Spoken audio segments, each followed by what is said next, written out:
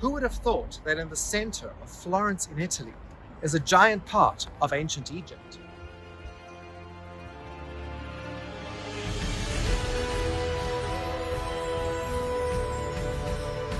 For centuries, thousands of Egyptian artifacts have been scattered throughout the world in some of Europe's best museums and private collections. We investigate the enemies, the queens, the treasures, and a mysterious pharaoh.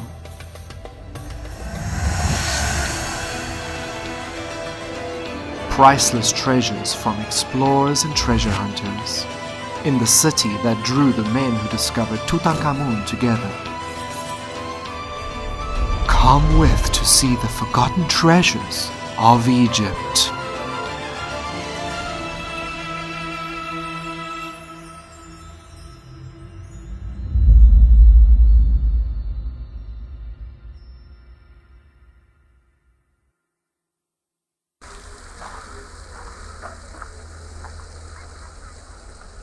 Tucked away here in Firenze at the Pitti Palace in the Boboli Gardens are ancient relics, some from the 16th century.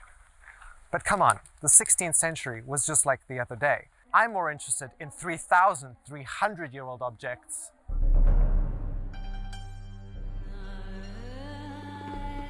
At the very center of the Boboli Gardens is one of the oldest objects in Florence on public display, apart from anything in the museum. It is a giant obelisk commissioned by Pharaoh Ramses II.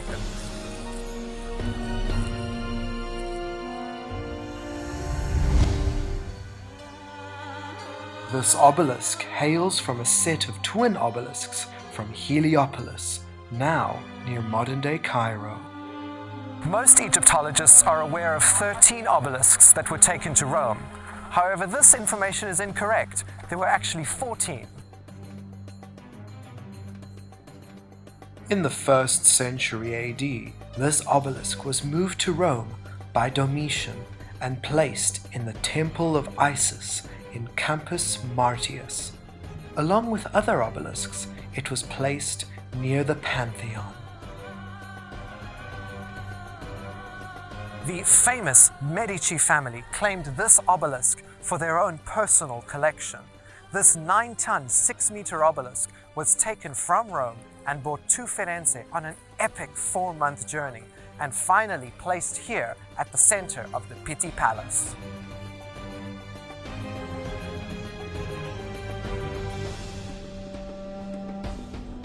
Adorned by a modern brass orb. This is a very unique obelisk because at the very pinnacle is the sacred scarab beetle holding up the sun. I'm very fortunate that I can read and understand the glyphs on this obelisk, and what we have is a very special name for the king, his Horus name. This name is indicated by a golden falcon wearing the crowns of Upper and Lower Egypt above a temple containing the pharaoh's name. Here Ramses is called the Strong Bull, followed by his throne name, Usur Maedra Setapenra, the son of the sun, his birth name, Ramses, the house of Osiris, the one that pleases Ra and the god's body, Ramses, beloved of Amun and Ra, lord of the city Inu.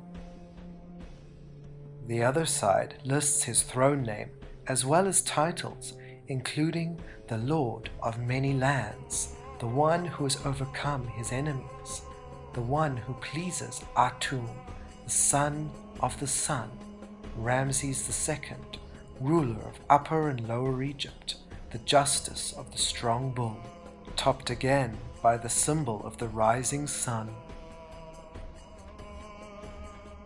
The obelisk was connected to the sun god Ra and would catch the first rays of light from the rising sun every morning. Ramses II commissioned the largest number of these monolithic structures hewn from red granite in Aswan. Apart from this treasure from my favorite pharaoh, Florence has many more amazing secrets from ancient Egypt that I want to show to you.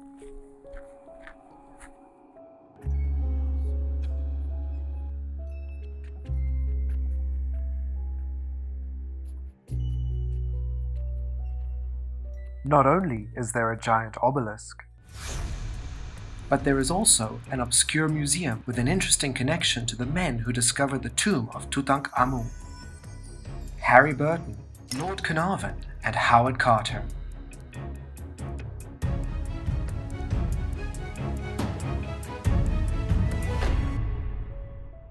We do Egyptology because we love sharing stories from the ancient world. So it upsets me so much when an organization, such as a museum, does not want to take part in a documentary which is ultimately going to help promote their museum and promote the importance of history towards the general public. I see museums exploiting these ancient artifacts in a disrespectful manner, whether it be by having music videos being shot there. We saw this at the museum in Turin, where we had Mahmoud, an Italian singer, performing in front of sacred statues. In my opinion, distasteful. We see Beyonce sneaking cameras into museums to shoot music videos. We even see the Great Pyramid of Giza being used on a BBC show, lit up with thousands of candles inside the burial chamber. How does this help the story of history when all we're doing is dumbing it down? It is a museum's duty to help promote their pieces and their artifacts while keeping those artifacts safe. And by letting someone come in with a camera, obviously not using a flash or lights or things like that, letting them come in and showcase these pieces will help spread the word. And in this day and age where everything's all virtual and TikTok and things like that, I think it is so important that we get back to showing people how important history is. I don't see any difference between a vlog and my documentaries. The only difference is I might put more time in and more effort into the production. Now, because I'm so passionate about telling you, the viewer, stories about ancient Egypt and sharing knowledge of the ancient world, I'm going undercover to show you some of the most amazing treasures held here in Florence at the Museo Archeologico.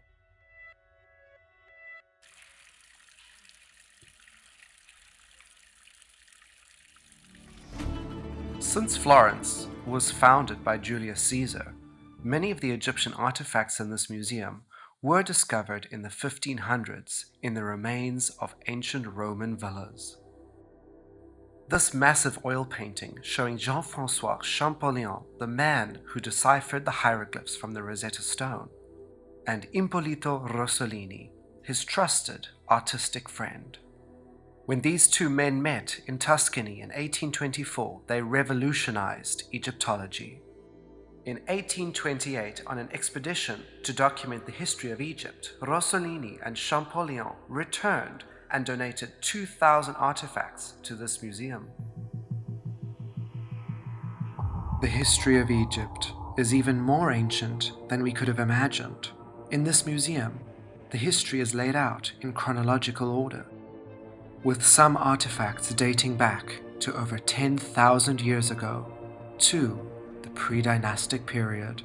These clay pots show boats and bird life, such as flamingos, laying out the foundations for Egyptian art and religion.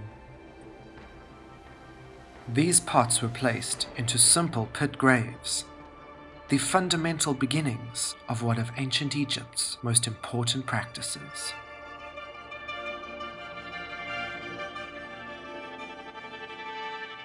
Ancient Egyptian grave offerings have been around since the pre-dynastic period, since the next life was pretty much like this life, only better. The complex system of offerings began to evolve after time. Early offerings in sandy pit graves were simply placed inside clay pots. When mud brick tombs began to appear, more elaborate offerings for the dead were found. This beautiful wooden statue of a woman delicately decorated with flowers on her blue necklace and her short haircut, shows her in everyday life making beer. Such statues from the 5th dynasty would enact the function that they are performing in the afterlife for eternity. For those who could not afford tomb wall inscriptions, these figurines served the same spiritual and functional purpose. Shown here grinding grain down to make flour in order to bake bread was so fundamental to the ancient Egyptians that almost everybody wanted to be buried with thousands of loaves of bread.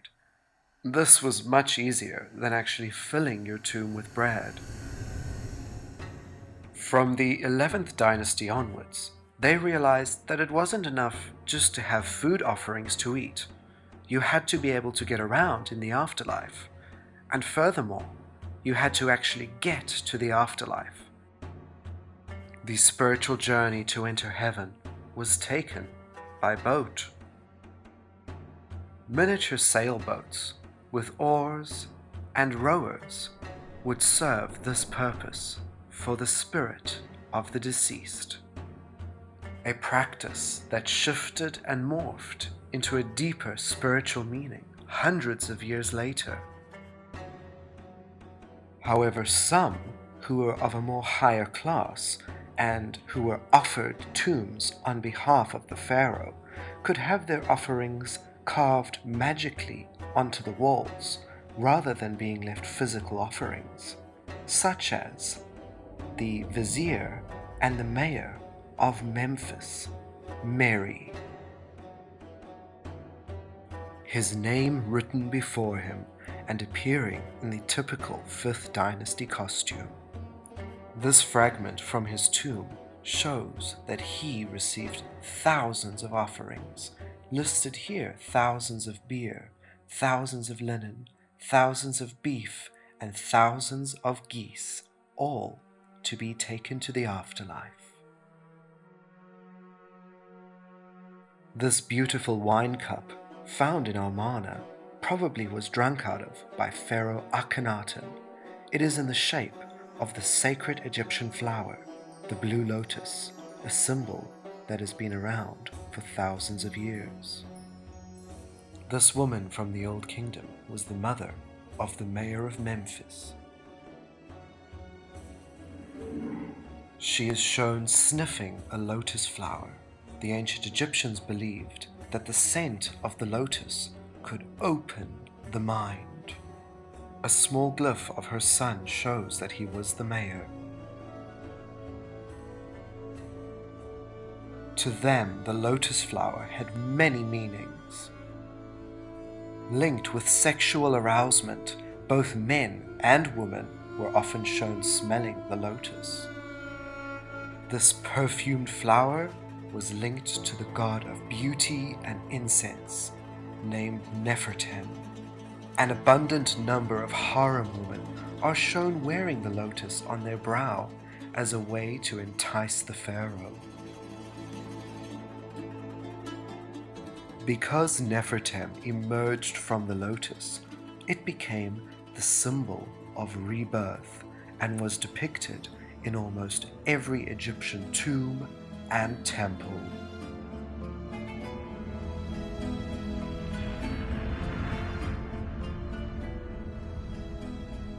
The lotus flower also became the symbol for Upper Egypt. Its symbolism and purpose were vastly variable, and if you try to count how many scenes depict the lotus flower, you will be astounded.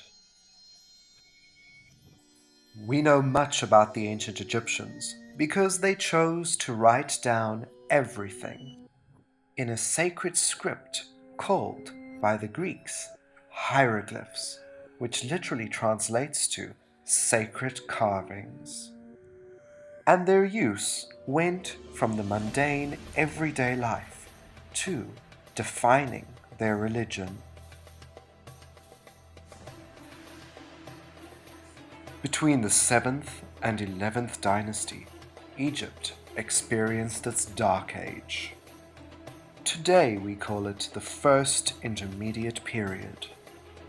Following the long reign of Pharaoh Pepi II, small independent nomarchs began to rise in power.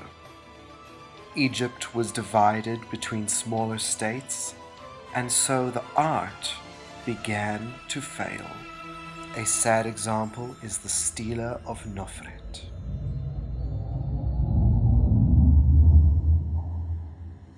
By the 11th dynasty, things began to pick up again.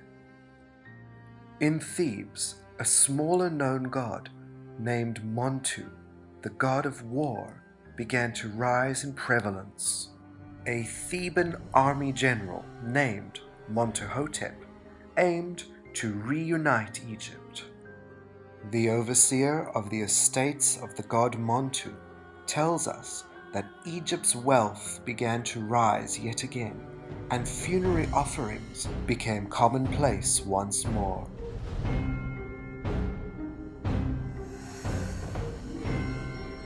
With Montuhotep becoming pharaoh and reuniting Egypt once more, the pouring out of funerary offerings became abundant. And this pharaoh revolutionized Egyptian literature and art.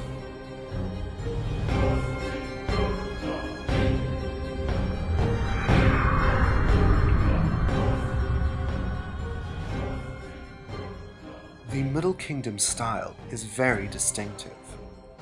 The man in front showed with his wife behind, holding his shoulder in support.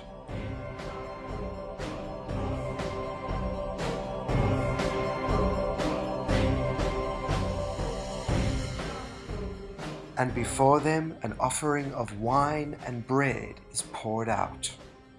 This couple who lived at Abydos are probably foreigners because of the different facial features, as well as both of their bodies being painted in a dark red color. Whereas in the Middle Kingdom, men were painted red and women were painted yellow. The 11th dynasty saw a resurgence in beauty, linking back to the 6th dynasty during the reign of Pharaoh Pepi and Merenre. These alabaster cups belonging to Merenre was quite a common drinking vessel during the Old Kingdom's 6th dynasty. Merenre started showing interest in Nubia in the south, leaving Egypt's borders to the north unprotected. A trend that continued from the 6th dynasty all the way to the 12th.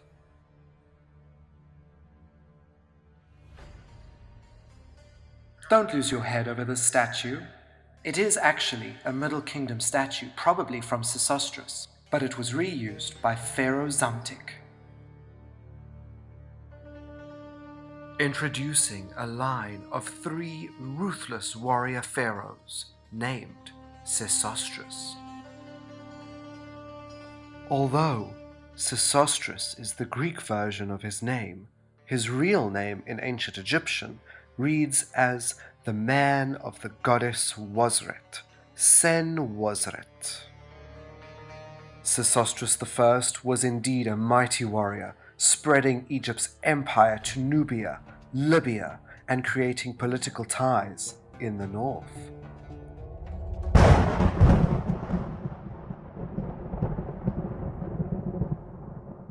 What I love here is we see Sesostris in the form of Amun, with the feathers on his head, with the god Montu next to him, Montu identified by the 2 cobras on his brow, and obviously we can read his name. But what is so interesting is Montu has, on these ropes, he has the enemies, the 9 so-called enemies. Obviously they had more than 9 enemies, but these are the 9 major enemies. And they are all tied up here, and we can tell that these are different from cartouches. Around the name, we actually have what is like a city wall. So that is the city, the civilization that the pharaoh and the god have conquered, and they are tying up here.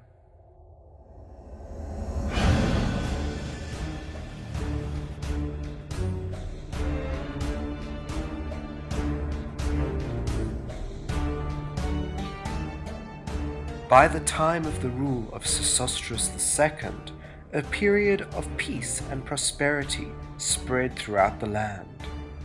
With building and agricultural focuses in the Fayum Oasis and Sinai, Sesostris II even allowed foreigners to begin to move into certain areas in Egypt. This would have dire consequences by the time of his successor, the infamous tyrannical ruler Sesostris III.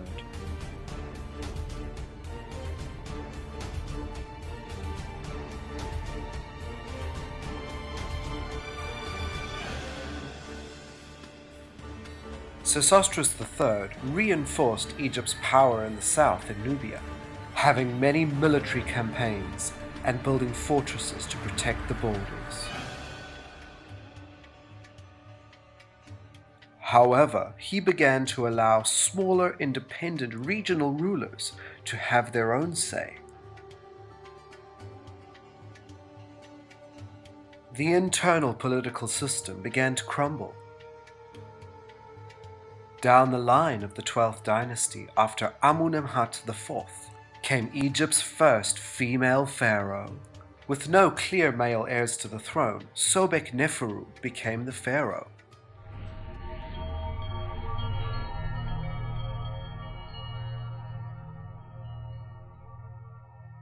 With her legacy ending the 12th dynasty, the invaders, the foreigners from the north, known as the Hyksos, took power over Egypt.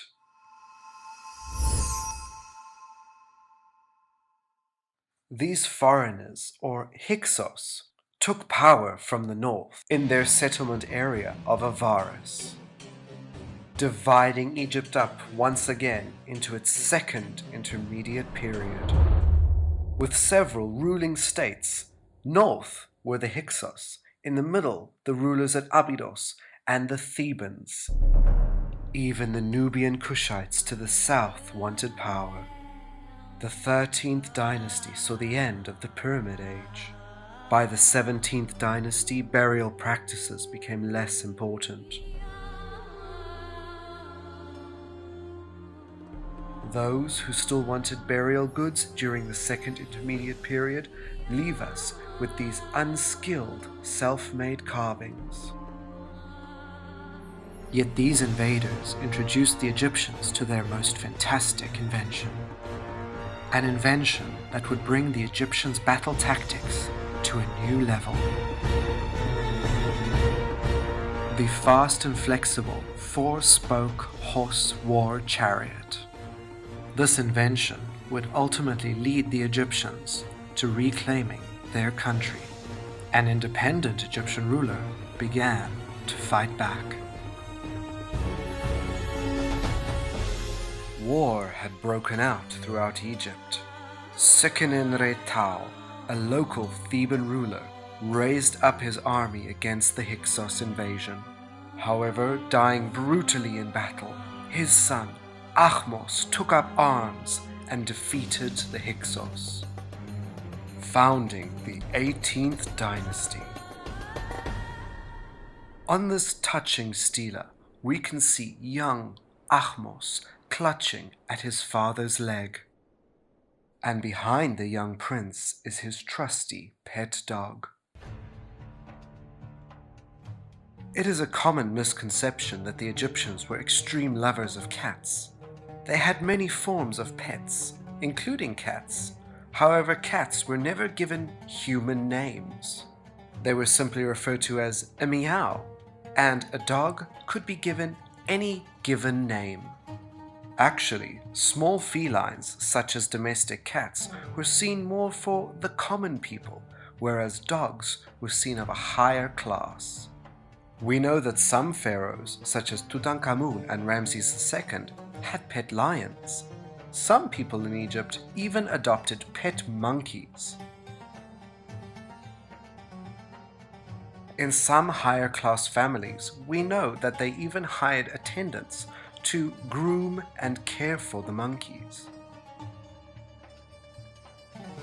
Animals in ancient Egypt were held of a very high regard.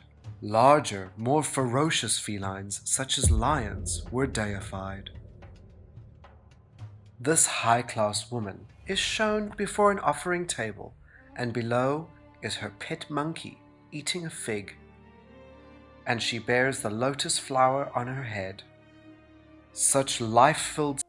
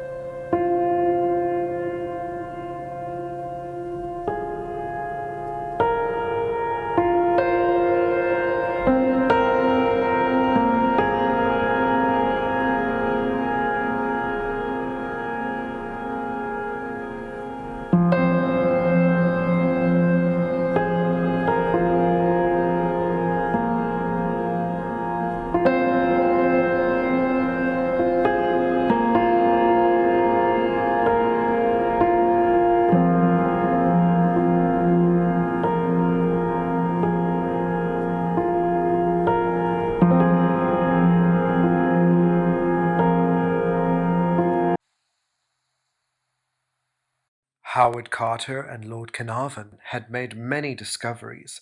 Unfortunately, these were never as famous as Tutankhamun.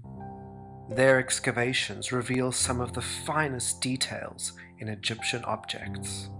In 1903, Howard Carter began to re-excavate Tomb 20 in the Valley of the Kings. The tomb that was reused by female pharaoh Hatshepsut after her father. The same year, Howard Carter discovered KV-60, the supposed final resting place of Queen Hatshepsut. Both of these tombs were filled with various debris from grave goods, all pertaining to Hatshepsut. When Hatshepsut's husband died, there was a gap because the next pharaoh was too young. She claimed the throne and became full pharaoh. Although Hatshepsut's reign was fairly successful, her successor Tutmosis III did his best to take her name out of history. But looking upon the items from her tomb, today we can still remember the great female pharaoh, Hatshepsut. This pharaoh led many trade campaigns, particularly to the land of Punt, where she acquired the myrrh incense she needed to create her favorite perfume. Punt, the land believed to be modern-day Eritrea or Ethiopia, provided an array of botanical goods to enrich Egypt. Her expeditions to Punt were well documented in her mortuary temple at Deir al-Bahri, a place well documented by Howard Carter.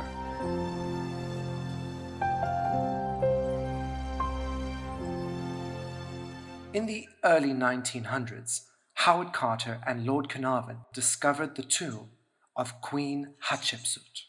Unfortunately, all of the pieces in the tomb have been taken out during grave robbings. However, some very interesting pieces remain that were of no interest to grave robbers, such as these little incredible wooden figurines of farm implements like wheelbarrows and pickaxes, and everyday items like a knife, reed mats, and baskets. What we have here is Hatshepsut's perfume. Well, the most amazing thing is the perfume is still inside the bottle. And these are just some of the pieces that Howard Carter, Lord Carnarvon, donated to this museum. Howard Carter, a man who barely finished school and who received all of his archaeological and Egyptological training in the field, is now seen as one of the most important Egyptologists in history and one of the most educated Egyptologists in history. An unknown fact is that Howard Carter and Lord Carnarvon had found many tombs and unexplored places before they had found the tomb of Tutankhamun. And a lot of these pieces were then donated to some of their favorite museums around the world, including the museum in Florence.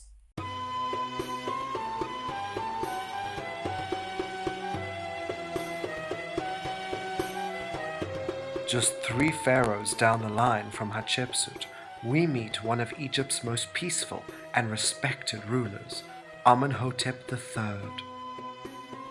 Much of his warfare was done through words, and it's through these words of Amenhotep III that we know much about his policies and life.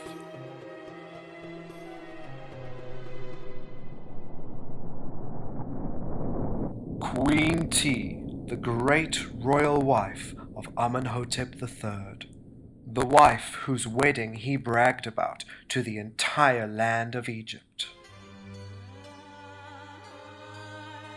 Many international policies were made directly through this woman.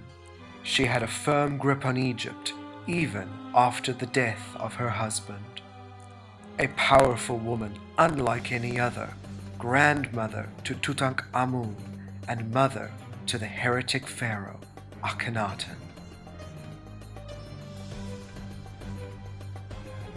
Ptahmos, meaning born of the god Ptah, was the chief tax keeper under the reign of Amenhotep III.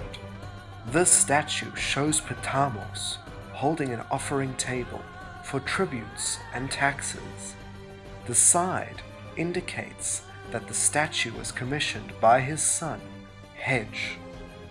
This statue was found in Thebes in 1791 and is one of the most elaborately carved statues from the period, from his kilt to his fingers to his elaborately decorated wig, eye makeup, and pierced ears, even his small details of his shirt.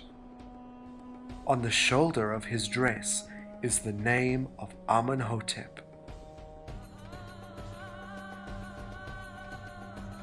Many have thought that he was the same Ptahmos that was the vizier succeeded by Ramosa.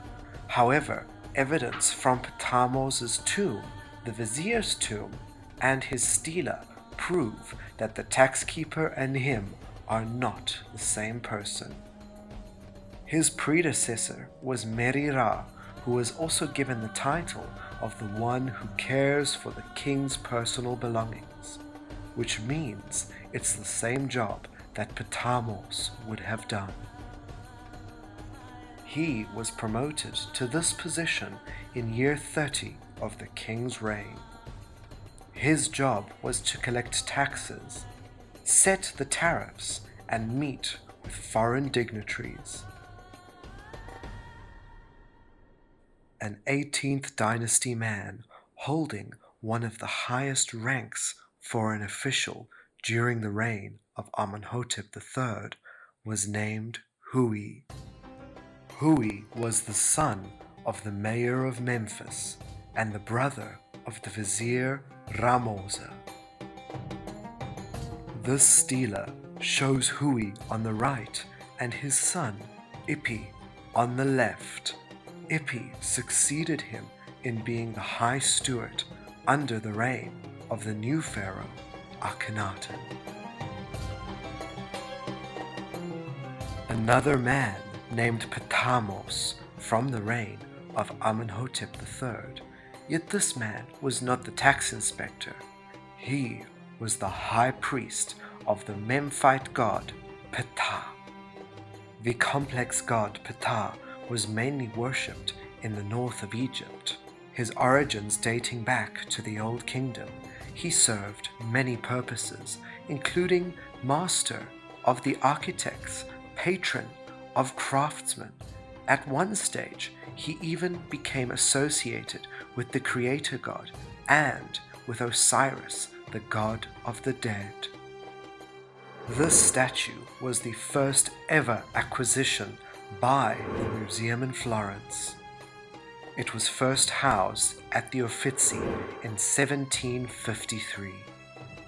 High priest of Ptah, Ptahmos, even makes an appearance in the famous painting Tribuna of the Uffizi from the mid-1700s.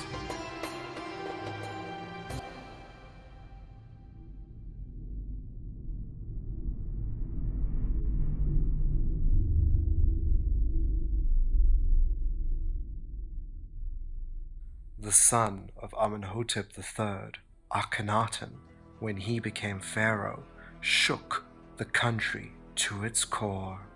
He introduced a new art style to the people that had never been seen before. And, most importantly, he disregarded all the gods of Egypt in favor of his one god, Aten. This pharaoh was to be worshipped, and his wife, Nefertiti. Only through them could your prayers reach the gods. This unstable time saw the destruction of many statues of the king and queen after their rule, as is evident from the ruins of these royal feet. It wasn't all that bad during Akhenaten and Nefertiti's reign. The pharaoh handed out many extravagant gifts, including some of the most fine linen garments, as shown on tomb walls of nobles at the time. If you were willing to serve Akhenaten, he would treat you well, no matter what class you were from. This man clearly wanted to show that he could afford a wig, showing his wig as transparent, with his shaved head visible underneath, a sign of nobility.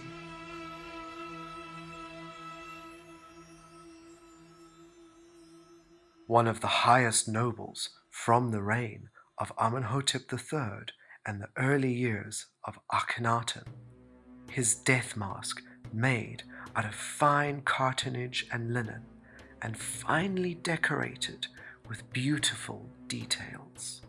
He was the brother of High Steward Hui and the son of the mayor of Memphis.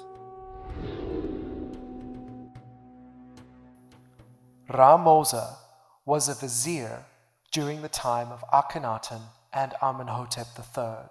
He disappeared from history because of his opposing religious views compared to Akhenaten. And Ra-Moza's tomb, which is one of the most beautiful tombs I've ever been into. Everything is white limestone with only the black for the eyes laid out.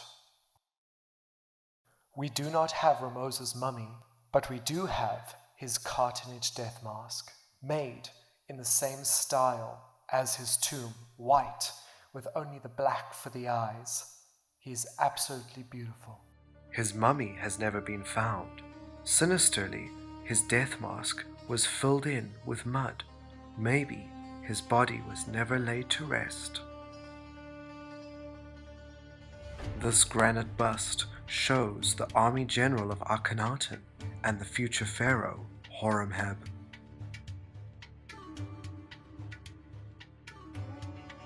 Horemheb played a big part when Tutankhamun became the pharaoh after Akhenaten. This fragment from his tomb in Saqqara shows us the young Tut. During the reigns of Tutankhamun, his successor Ai, and Pharaoh Horemheb, Egypt became prosperous once again, for the only reason that they abandoned Akhenaten's new religion and new city, returned to Thebes, and reinstated the gods. And under these post-Amarna rulers, ancient Egypt's plethora of gods began to become favorable again, and the people began to worship the way they used to. And their most revered practice of entering the afterlife became attainable once again.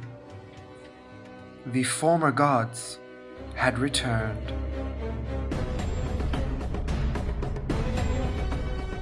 And of them all, none more important than Osiris, the god who allowed you into heaven.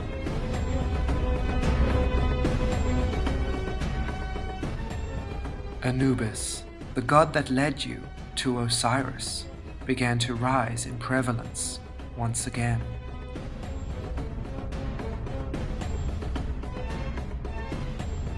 The old burial practices returned, where Anubis would lead you to the next world. A world pretty similar to ours, only as a paradise.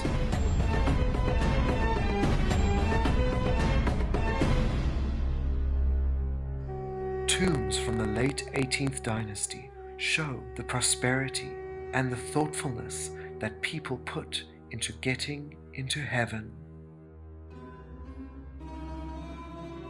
An official mourner attending to the sarcophagus of the deceased, being held up by the priest and adorned with bouquets of flowers. Not exclusive to royals and nobles, now anybody who could afford one was allowed a tomb.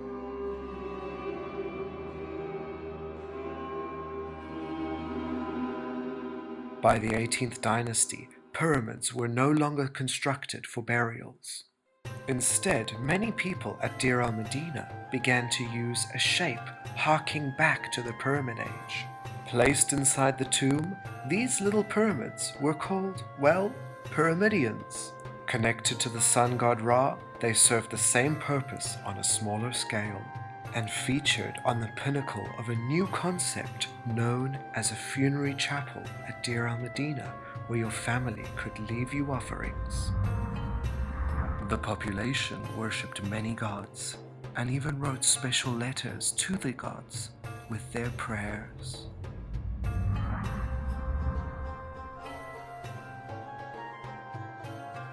At Deir el-Medina, several goddesses appear in the life-giving tree.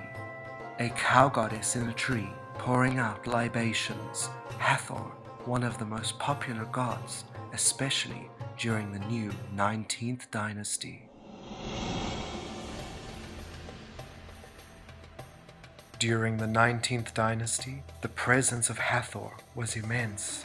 Apart from being the goddess of love and beauty, she became the Lady of the West, and in some cases replaced Anubis to lead you to Osiris. This is a loving scene between Hathor and the second pharaoh of the 19th dynasty, the father of Ramses II, Seti I.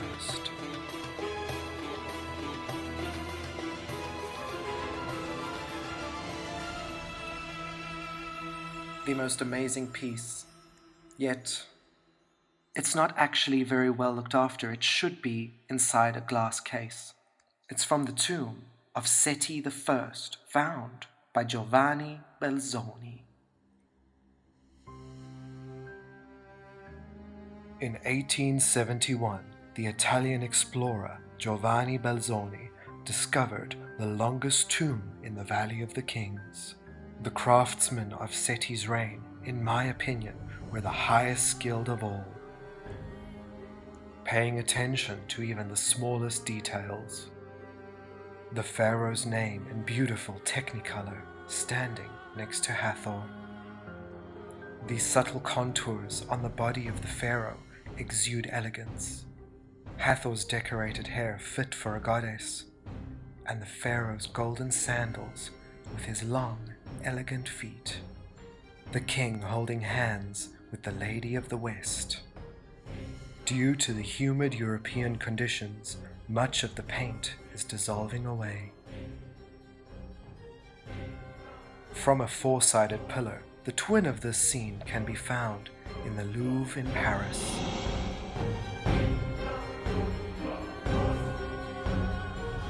Preserved in a glass case, the colors are faithfully visible today.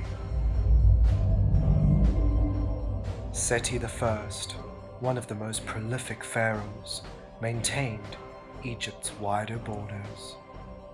He venerated the gods and started the biggest building project in the land, expanding Egypt's economy and laying out the foundations for his son and future pharaoh, Ramses II.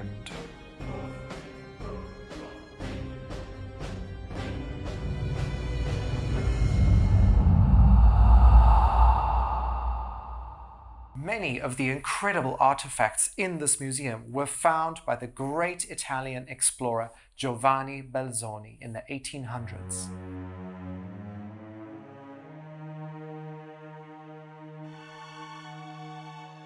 During the 19th century, Egyptian antiquities attracted the attention of scholars, scientists, travelers, adventurers, and glorified tomb raiders.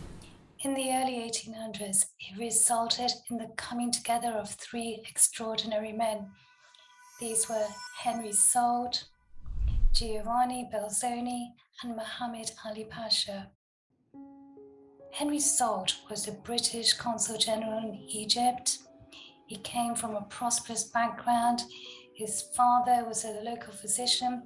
This gave him the means to study portrait painting. Unfortunately, he failed to build the reputation he had hoped for, but he managed to get a lucky break traveling across the globe as draftsman for a British lord. These voyages led to diplomatic and scholarly attainments and eventually the position of consul general in Egypt.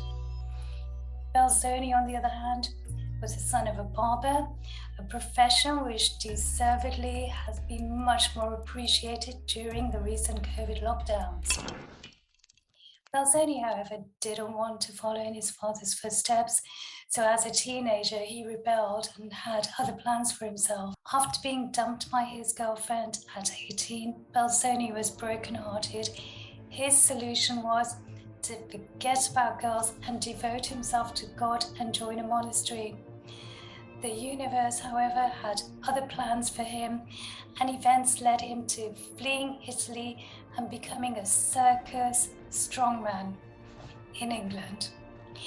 It is in England where he would meet his soulmate and devoted wife Sarah, an intrepid travel companion and major player in every aspect of his life. It's his training in hydraulics, however, that changed both their lives and led them to Egypt and Belzoni face to face with the fearless Muhammad Ali Pasha. If I had to describe Belzoni in a few words, he would probably be impulsive for sure, innovative, resilient, determined, charismatic, tall, and strong, very strong. In fact, if he lived in this day and age, he would be a social media sensation and probably have millions of followers on Instagram. Muhammad Ali, the Pasha of Egypt, although shorter in stature to Belzoni's 6'7", was also innovative and responsible for modernizing Egypt, improving Egypt's irrigation system, and many other reforms at any cost, including gifting away countless Egyptian antiquities. It is in this social milieu that Belzoni, failing in his bid to sell his hydraulic machine to the Pasha, led him to discovering and transporting Egyptian antiquities and being introduced to Henry Sold. This would be the start of something resembling an Indiana Jones type movie where Belzoni would encounter obstacles, rivalry, assassination attempts, and betrayal. Henry Sold managed to convince Belzoni to move a colossal granite head of Ramesses II, weighing over a staggering 7 tons. Many had failed to do this. Belzoni succeeded due to his engineering skills and using methods very similar to those the ancient Egyptians used. This was an arduous task, as you can imagine, in the grueling Egyptian heat, but it made Sold aware of what an incredible man and how useful Belzoni was to him. This momentous statue now resides in the British Museum and attracts visitors from all over the world. For Belzoni, it marked the beginning of many discoveries and the transportation of Egyptian artifacts to the British Museum and other European museums. To Belzoni's dismay, Sold ensured all the glory and recognition went to him rather than to Belzoni. The artifacts delivered to the museums became known as the Sold collection. Perhaps seeing Belzoni as an employee, he didn't feel the need to give him the recognition which Belzoni obviously felt he deserved. This led to Belzoni ensuring temples and tombs he discovered displayed his name and the date of discovery. His wife Sarah also needs to be mentioned because she was instrumental in his discoveries and her input is often ignored. On arriving back in England, the Belzonis ensured that his version of events was documented, leading to the publication of a book which became an overnight sensation in several countries. This book, for a short time, earned Belzoni the fame that he had dreamt of. Belzoni probably achieved what he wanted, and that is for all us museum visitors questioning every artifact we see labeled as the Sold collection. We're going to be asking, is this actually part of the Sold collection? Or is this glorious artifact that's been taken from Egypt the result of a unique set of skills, imagination, and ingenuity of a complex, fascinating man called Giovanni Belzoni?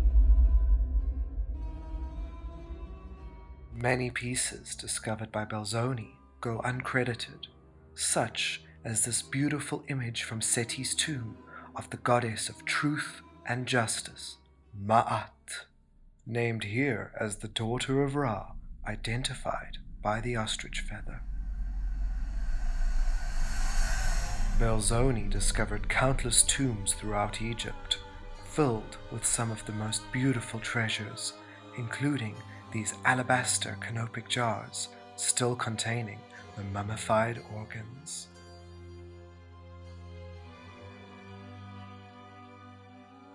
In the completely looted tomb, he discovered hundreds of shabtis of Seti I. Seti's son and successor, Ramses II, seen here in a small bust with an obelisk behind, reminiscent of the one in Florence. Today we marvel in awe at the monuments of ancient Egypt, but who built these godly structures?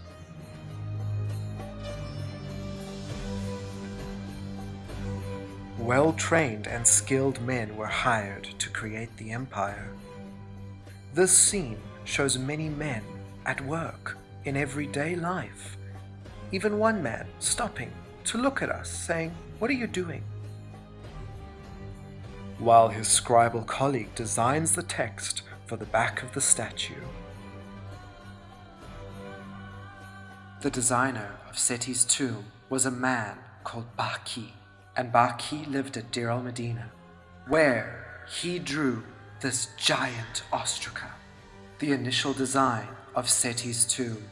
The tomb was then finished by a man called Pashidu, and Pashidu went on to design the tomb of Queen Nefertari. An ostraca was basically an ancient piece of notepaper where we can see the scribe practicing the pharaoh's profile before it became permanent. At the back of the Seti ostraca is a young Prince Ramses II.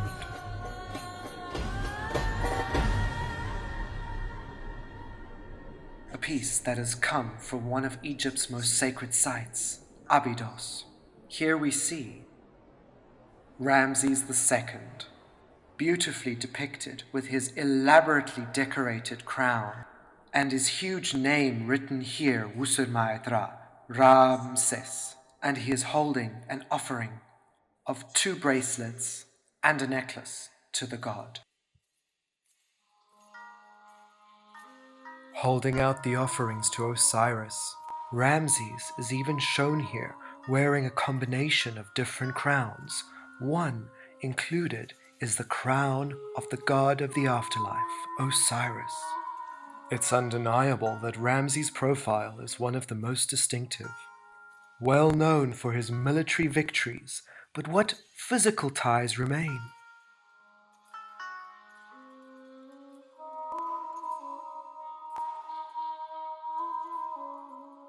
This is one of the most amazing pieces found in the tomb of Prince Ramses, the son of Ramses II.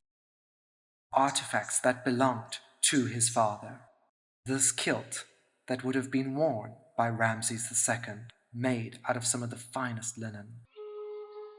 It's incredible to be so close to something so personal, owned by a pharaoh. Other such artifacts include this dagger with a wooden handle topped with 2 falcons. Woven reed sandals that were probably worn by the prince himself, and interestingly, an intact wig made from straight human hair and painstakingly plaited. And the lid of a wooden makeup box beautifully marked with the pharaoh's name in blue. Prince Ramses, the firstborn son from his second principal wife, was just one of over 100 children produced by Ramses II. Another man named Ramosa and his wife Tay were one of the wealthiest couples who lived at Deir al-Medina during Ramses II's reign. His role was as chief scribe to Ramses. Ramosa worked alongside the vizier Paser to build up the following cult of the living god that was the pharaoh. Ramosa and Tay were well looked after by Ramses, as is evident in their well-designed clothing and the tomb to allow them to meet with the god of the afterlife. Remnants of blue paint are still visible on Osiris on this stela. The wife of Osiris, Isis, and her sister Nephthys shone with their beautiful blue lapis hair identified by the symbols on their head. The exquisite detailing on this stela proves that Ramosa and Tay were a cut above the others, as they could afford only the best craftsmanship.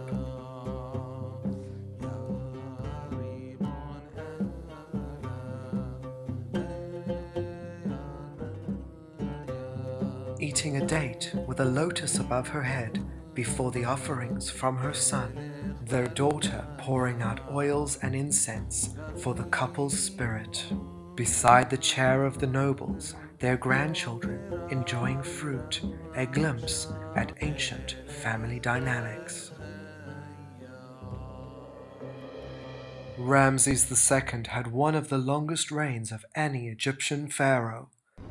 One of his many viziers that was around at the end of his father's reign and the beginning of his was called Paser.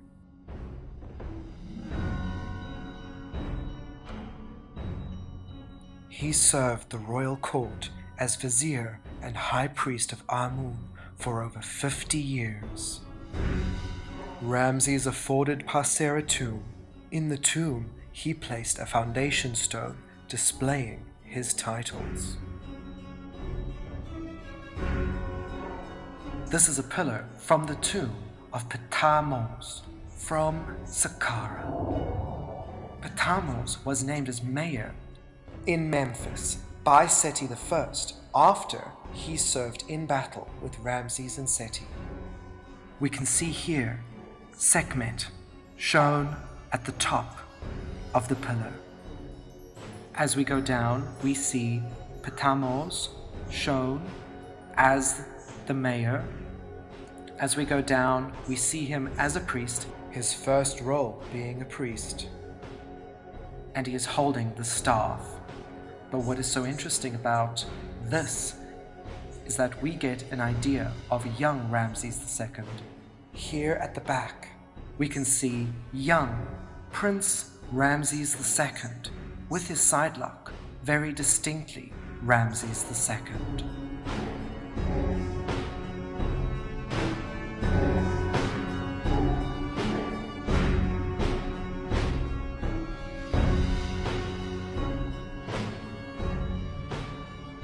Ptahmos and his brother Ptahser, who was the army general of Ramses II, were both given tombs in Saqqara. Their tombs were discovered in 1885 by Theodore Davies, the man who spent much time at the museum in Florence. Even though there was much warfare during the reign of Ramses II, the people enjoyed a utopian-type lifestyle, as was written by residents and foreign allies. An exquisite colored scene from the tomb of Paser at Saqqara displays an array of beautiful priestesses pouring out the abundant harvests for Ptahmos. He carefully selects a succulent fig for his delectation. This is not fantasy, for we still have the urns used to pour the water out. Baskets of mummified figs, dates, pomegranates and coconuts have been found, which we can see on the walls.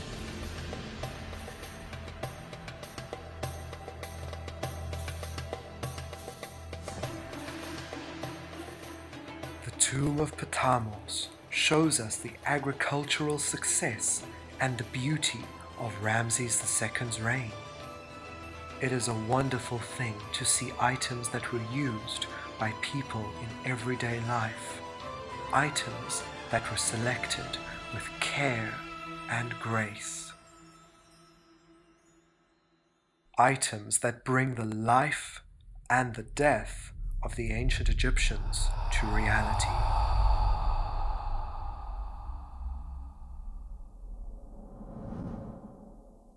By the end of the 19th dynasty, there was an influx in mummification, and thousands of sarcophagi were mass-produced from workshops for burials, pretty similar to modern-day funeral parlors. There were even different levels of mummification that you could choose from. Late 19th dynasty officials could afford well-crafted funerary objects. From royal attendants to singers from the temple, all the way down to even one of Ramses III's horse stable managers. It would appear that the stable manager could not afford a decorated tomb, and thus he had his sarcophagus decorated with the gods he wanted to appease. The innovation of writing texts for the dead on papyrus during the 18th dynasty would become fully fledged in the 19th dynasty and used even more in the 20th dynasty. Scribes would produce a selection of funeral texts in order to help the deceased reach the afterlife. These books of the dead meant that the complex texts from the tombs could be condensed into a papyrus scroll. The end of the 20th dynasty saw a decline in Egypt's economy, meaning many tombs were then reused, raided, or destroyed. The high priests gained more control and would become more powerful than the pharaoh. At the start of the 21st dynasty, the country was divided between north and south. The pharaohs receded to the north, and the high priests ruled in the south. Now their lives and burials became even more extravagant. This divide led Egypt into its third intermediate period, and chaos ensued. Taking advantage of the divide, the Meshwish, a division of the Libyan tribes, took power over the north and claimed themselves to be pharaohs, even adopting Egyptian customs. Building tombs in Tanis, they were interred like the Egyptian kings before them. The hands at the sides was a sign of a commoner in a mummification in ancient Egypt. Arms crossed over the chest with clenched fists indicates a pharaoh.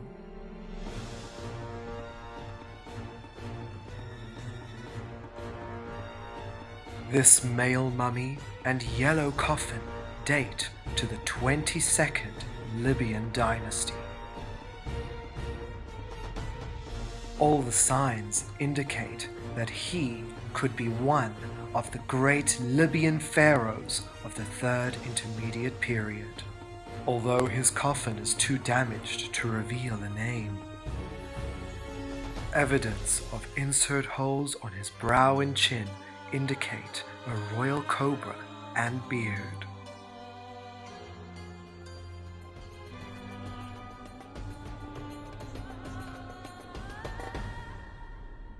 The Nubians to the south seized the moment and took power over Egypt, forming the new 25th dynasty. Tashrepanret, the nanny of the daughter of Pharaoh Taharka. She looked after Amun-Idris. And here we have the nanny's death mask. It's probably the biggest death mask I've ever seen. It is absolutely enormous. But think about, in the 25th dynasty, when Princess Amun-Idris was adopted from Nubia by an Egyptian priestess, and this Egyptian woman looked after her. And before that, Taharka, who was ruling Egypt as a Nubian at that time, had her put into such an elaborate burial.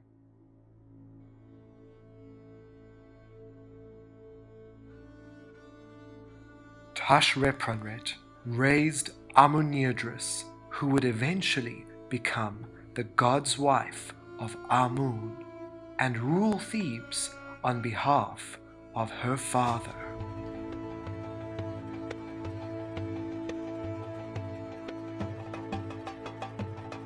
A temple was built at Medinet Habu in Thebes, where she was interred in her tomb.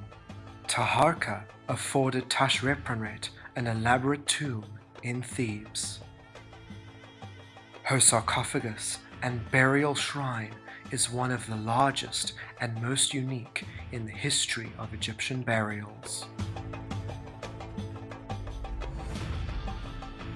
Tashrepanret wears the vulture crown connecting her to the goddess and wife of Amun, Mut.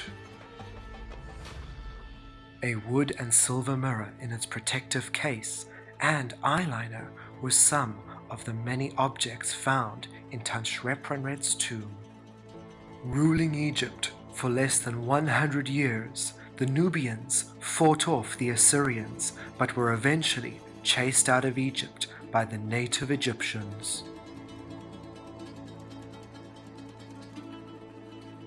A line of weaker Egyptians were now on the throne. Soon they were conquered by a new power from the north, known as the Persians, forming the 27th dynasty. Needless to say, the Persian rulers made life unbearable for the Egyptians. This burial of a 27th dynasty singer proves that coffins were no longer individually made and had to be produced from what was available. Eventually, the Egyptians took back power, only to lose it again to the invading foreigners, the Persians. Their salvation would arrive from an unexpected Greek Macedonian man who liberated the Egyptians. We don't often see Alexander the Great depicted as an Egyptian or even as a pharaoh, only on a couple of statues and carvings. However, here we have something so unique. It is Alexander depicted as the god Hapi before an offering table, with fish and plants hanging off the offering table. Isn't he just the most magnificent example of Greek and Egyptian art combined? When Alexander chased out the Persians from Egypt, he was named as the son of Amun and became pharaoh. Uncontested by the Egyptians, he started a new line of Greek Ptolemaic rulers. He stayed less than 6 months, but he left a mark that was immense. One of my favorite pieces at the Archaeological Museum in Firenze is also one of the smallest. It is a silver coin showing Alexander the Great as a pharaoh. This small silver coin shows Alexander the Great and the goddess Hera on the back. We can tell that it's Alexander from his distinct features and his hair, and also the name being on the back of the coin. However, a telltale sign to know that this is Alexander after he became a pharaoh is he is wearing the ram's horns, showing that this is Alexander after he became pharaoh, as he was named also as the son of Amun.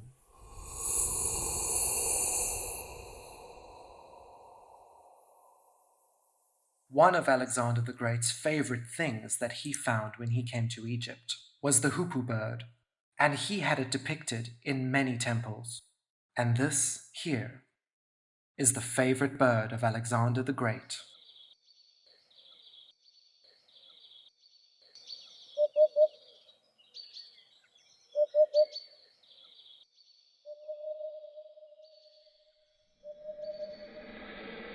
Alexander's chosen successor to rule Egypt was Ptolemy.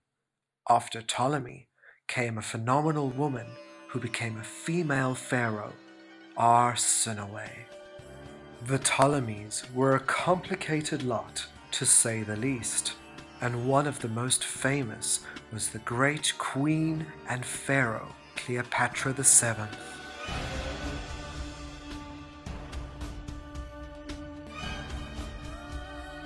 The patron goddess of Cleopatra, the one she most associated herself with, the one that she believed she was the reincarnation of, was the eternal mother goddess, Isis.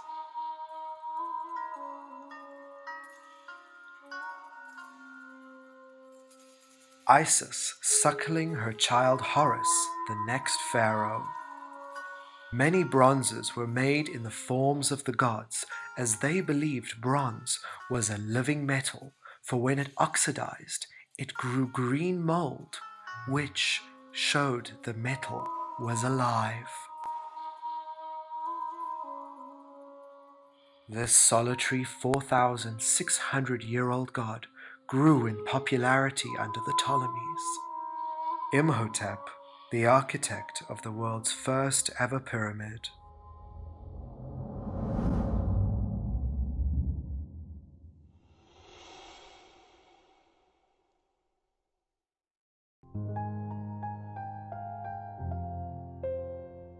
The museum in Florence yet again surprises us with more tangible links to the ancient world. Objects that look as familiar to us as they did to people 3,000 years ago, from beanies to tunics, even woven socks. Objects that we even use today, such as these embroidered slippers. And a cloak with a hood that we would never have thought was worn millennia ago. There's something fascinating about staring at the face of an ancient Egyptian. This white painted face, once gilded in gold, inlaid with precious stones for the eyes. These faces from different dynasties across Egyptian history were originally on coffins.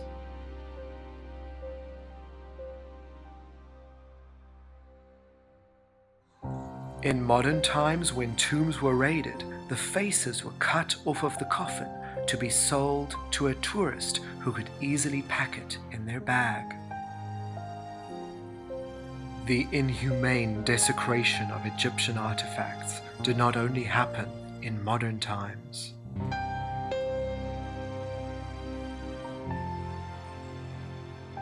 "2,000 years ago, after the fall of ancient Egyptian religion, the Christian Coptics who lived in Egypt painted the cross over the sacred writings, taking away their pagan meaning.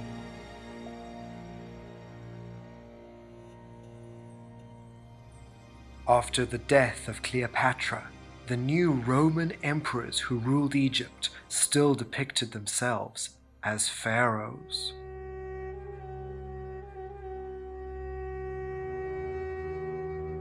Un-Egyptian people showing themselves in Egyptian style.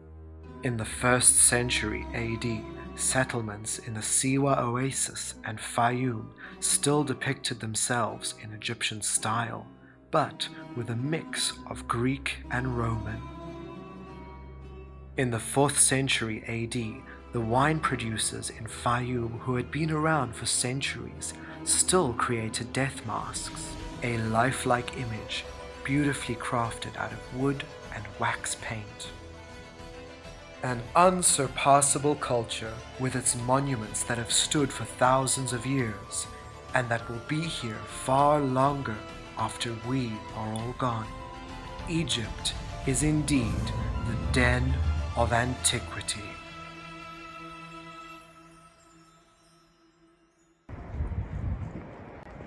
Florence, a city filled with thousands of years of a rich cultural history spanning all the way back to ancient Egypt.